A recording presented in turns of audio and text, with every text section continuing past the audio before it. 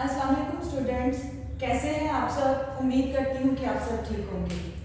अच्छा, क्लास 7 हमारा जो फर्स्ट चैप्टर है थर्ड टर्म का, वो है हमारे पास यूनिट नंबर 7, जो कि है हमारे पास सॉल्यूशंस। हमने पढ़ना है सॉल्यूशंस के बारे में कि जो सॉल्यूशन है वो किस तरह से बनता है, उसके बाद सॉल्यूशन के कंपोनेंट्स कौन कौन से होते हैं। आज इस लेक्चर में हम इनको डिस्कस करेंगे। सबसे पहले हम देख लेते हैं कि सॉल्यूशन हमारे पास क्या होता है। सॉल्यूशन हमारे पास होता है कि कोई भी हमारे पास सब्सटेंस है, दो सब्सटेंस हैं, उनको हम आपस में क्या करते हैं, मिक्स करते हैं। जब हम उनको मिक्स करते हैं तो उनकी जो कंपोजिशन होती है वो सेम होती है, एक जैसी हमें नजर आती है। अब सबसे पहले हम देख लेते हैं कि जो सॉल्यूशन है वो किस तरह से बनता है, या जो सॉल्यूशन है वो क्या होता है, सॉल्यूशन को हम कैसे डिफाइन कर सकते हैं। Solution is a homogeneous mixture. Solution हमारे पास एक होमोजेनियस मिक्सचर होता है। होमो का मतलब होता है हमारे पास सेम। अब जो सॉल्यूशन होता है वो हमारे पास एक होमोजेनियस मिक्सचर होता है, where two or more substances are mixed so well that they appears as single substance। अब जो सॉल्यूशन होता है वो हमारे पास होमोजेनियस मिक्सचर होता है, जहां पर हम क्या करते हैं, दो या दो से ज्यादा जो सब्सटेंस होते हैं उनको आपस में क्या करते हैं, मिक्स करते हैं। ठीक है, so well that they appears as a single substance।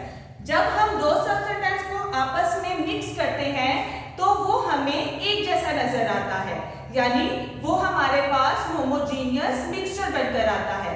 अब जैसे फॉर एग्जांपल मेरे पास वाटर है, तो वाटर के अंदर अगर मैं इंक को डालूंगी या फिर मैं साल्ट को डालूंगी या शुगर को डालूंगी, तो जब मैं उस वाटर के अंदर दूसरे सब्सटेंस को डिसॉल्व करूंगी तो उनकी जो कंपोजिशन होगी वो मुझे सेम नजर आएगी, यानी वो हमें वाटर ही नजर आएगा। ठीक है, तो सॉल्यूशन क्या होता है, होमोजेनियस मिक्सचर होता है जो दो या दो से ज्यादा चीजों से मिलके बनता है और उसकी जो कंपोजिशन होती है वो क्या होती है, सेम होती है। समझ आएगा आपको सॉल्यूशन की कि सॉल्यूशन क्या होता है। उसके बाद हम डिस्कस करेंगे कि सॉल्यूशन के कंपोनेंट्स क्या होते हैं। सॉल्यूशन के दो कंपोनेंट्स होते हैं हमारे पास। फर्स्ट हमारे पास सॉल्वेंट है और सेकंड हमारे पास क्या है, सॉल्यूट। अब सॉल्वेंट क्या होता है या सॉल्यूट क्या होता है, मैं आपको बताती हूँ कि जो सॉल्यूट होता है हमारे पास, उसके अंदर जब हम सॉल्यूट को डालते हैं तो वो अपने अंदर जो है वो चीजों को, ऑब्जेक्ट्स को क्या करता है, डिसॉल्व कर लेता है। ठीक है, और उसके बाद अगर मैं सॉल्यूट की बात करूं तो अगर सॉल्वेंट के अंदर हम सॉल्यूट को ऐड करवाते हैं तो वो भी क्या करता है, अपने अंदर दूसरी चीजों को ऐड कर लेता है। ठीक है, जैसे फॉर एग्जांपल हमारे पास साल्ट है। ठीक है, अब जो साल्ट है अगर हम उसको वाटर के अंदर डालेंगे तो वो जो साल्ट का जो वाटर है उस साल्ट को अपने अंदर क्या कर लेगा, डिसॉल्व कर लेगा। अब हम इसकी डेफिनेशन पर आते हैं कि सॉल्वेंट जो है वो हमारे पास क्या होता है, the components that is present in a larger amount and dissolve in substance. अब सॉल्यूट हमारे पास क्या होता है, ठीक है, ऐसे कंपोनेंट्स जिनके अंदर जो अमाउंट होती है वो ज्यादा होती है और वो अपने अंदर उन ऑब्जेक्ट्स को, उन सब्सटेंस को क्या कर लेता है, डिसॉल्व कर लेता है। अब जैसे फॉर एग्जांपल यहाँ पर उन्होंने हमें वाटर इन टी। अब हमारे पास वाटर है, तो जब हम चाय के अंदर वाटर को डालते हैं तो चाय के अंदर या टी के अंदर जो वाटर की अमाउंट होती है वो हमारे पास लार्जर अमाउंट होती है। ठीक है, यानी हम लार्जर अमाउंट में टी के अंदर क्या करते हैं, पानी को डालते हैं, और हमारे पास जो ज्यादा अमाउंट में चीज होती है वो हमारे पास सॉल्वेंट कहलाता है। ठीक है, उसके बाद सॉल्यूट है हमारे पास। सॉल्यूट क्या होता है, the components that is present in a smaller amount and dissolve in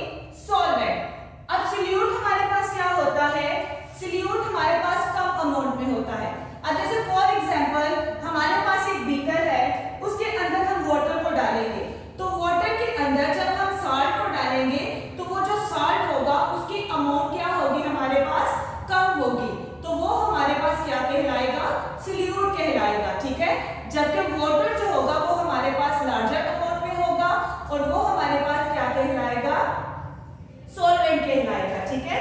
अब इसमें एग्जांपल दी है उन्होंने शुगर इन वाटर। अब वाटर के अंदर जब हम शुगर को ऐड करवाते हैं तो एक बीकर है हमारे पास, उसके अंदर ज्यादा अमाउंट में वाटर होगा तो वो वाटर हमारे पास क्या होगा, सॉल्वेंट होगा। लेकिन जब हम उसके अंदर शुगर को ऐड करवाएंगे तो वो जो शुगर होगी वो लेस अमाउंट में होगी, यानी कम अमाउंट में होगी, तो वो शुगर जो होगी वो हमारे पास क्या कहलाएगी, सोल्यूट कहलाएगी। अब जैसे ये डायग्राम में आपको बताया गया है, ये एक बीकर है आपके पास, ये क्या है हमारे पास, बीकर है। अब बीकर के अंदर जो है वो क्या है, वाटर है, और वाटर जो है वो क्या है, लार्ज अमाउंट में है, यानी वाटर जो है वो हमारे पास क्या है, सॉल्वेंट है, ठीक है।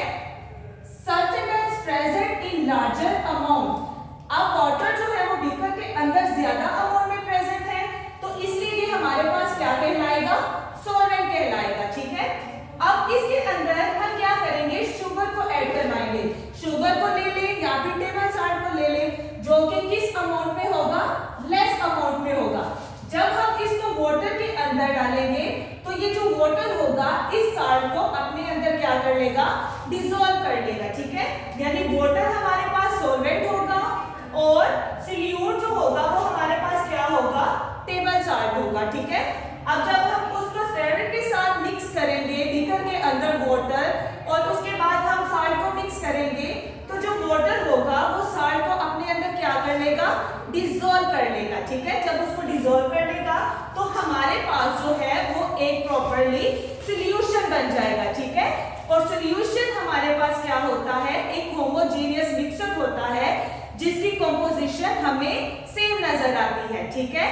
ये था आज का हमारा टॉपिक सॉल्यूशन के बारे में कि सॉल्यूशन हमारे पास होमोजेनियस मिक्सचर होता है जहां पर हम दो या दो से ज्यादा सब्सटेंस को क्या करते हैं, मिक्स करते हैं और उनकी जो अपीयरेंस होती है वो हमें सिंगल ही नजर आती है, एक जैसी ही नजर आती है, ठीक है। उसके बाद हमने कंपोनेंट्स के बारे में पढ़ा।